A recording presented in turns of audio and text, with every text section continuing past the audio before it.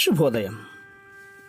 Global బెతేనియా Calvary ministry తరపున ఈ ఉదయకాల సమయంలో మరొకసారి వాక్యాన్ని మేము ఎందుకు తీసుకురావడానికి దేవుడిచ్చిన మహా గొప్పతనాన్ని బట్టి, ఆశీర్వాదకరమైన దినాన్ని బట్టి నీ దేవునికి కృతజ్ఞతాస్తుతులు సమర్పించుకుంటూ ఈరోజు కూడా పరిశుద్ధమైన వేద గ్రంథముల నుండి మరొక అద్భుతమైనటువంటి మాటను చదువుకుందాం.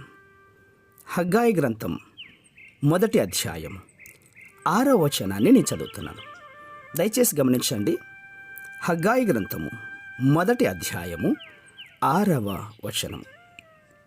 మీరు విస్తారముగా విత్తినను మీకు కొంచెమే పండెను, మీరు భోజనము చేయుచున్నను ఆకలి తీరికయున్నది, పానము చేయుచున్నను దాహము తీరికయున్నది, బట్టలు కప్పుకొనుచున్నను చలి ఆగకున్నది. పనివారు కష్టము చేత జీతము సంపాదించినను జీతము చిరిగిపోయిన సంచిలో వేసినట్టుగా ఉన్నది. దేవునికి స్తోత్రం. ఎంతో లోతైనటువంటి మాట కదండి. అవును, ఫలించేవాడు దీవించబడాలి.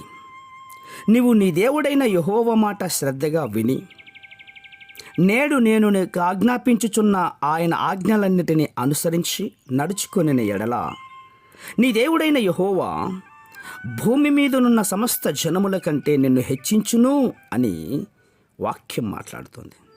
నీవు నీ దేవుడైన యెహోవా మాట వినిన ఎడల ఈ దీవెనలన్నీ కూడా నీ మీదికి, నీ కుటుంబంలో ఉన్నటువంటి వారి మందికి కూడా దేవుడు ప్రాప్తిస్తాడు, అనుగ్రహిస్తాడు. నీవు పట్టణములో దీవించబడతావు, పొలములలో దీవించబడతావు. నీ గర్భఫలములలో, నీ భూఫలములలో, నీ పశువుల మందలలో, నీ దుక్కటెద్దలు, నీ గొర్రె మేకలు మందలు దీవించబడతాయి. నీ గంపయు పిండి పిసుకు నీ రొట్టెయు దీవించబడుతుంది. నీవు లోపలికి వచ్చినప్పుడు దీవించబడతావు, వెలుపలికి వెళ్ళినప్పుడు దీవించబడతావు. యెహోవా నిన్ను తలగా నియమించును గాని తోకగా నియమింపాడు. నీవు పైవాడుగా ఉంటావు కానీ క్రిందివాడుగా ఉండవు. ఎంత శ్రేష్టమైనటువంటి మాటలు పరిశుద్ధమైన గ్రంథంలో మన కోసమై ఒక దైవిక వాగ్దానంగా ఉంచాడు దేవుడు. అవును ప్రియులారా, మనలో అనేక మంది ఇంత గొప్ప ఆశీర్వాదంలో ఎందుకు పొందలేకపోతున్నాం? ఆయన మాటను శ్రద్ధగా విని అనుసరించలేకపోవడమే కదా. ప్రభువా, మమ్మను ఫలింప చేయమని మోకరించి ప్రార్థన చేయండి. ఈరోజే, ఇప్పుడే ప్రభు సన్నిధిలో నీ హృదయమును సిద్ధపరచుకొని నీ హృదయంలో ఉన్నటువంటి ప్రతి పాపమును ఒప్పుకొని విడిచిపెట్టు. నీవు పూర్ణ హృదయముతో ప్రభునందు విశ్వాసముంచు. అప్పుడు నీవు ఫలిస్తావు, నీవు అభివృద్ధి చెందుకుంటావు, ఇతరులకు ఆశీర్వాదకరంగా ఉంటావు. ఇది దైవిక మాటలు చెప్తున్నటువంటి రహస్యం ప్రియులారా. ఈ రహస్యమే దేవుని సన్నిధిలో మోకరించి ప్రార్థిస్తే చాలు, సమస్తమును నీకు విస్తారంగా దయచేస్తాడు.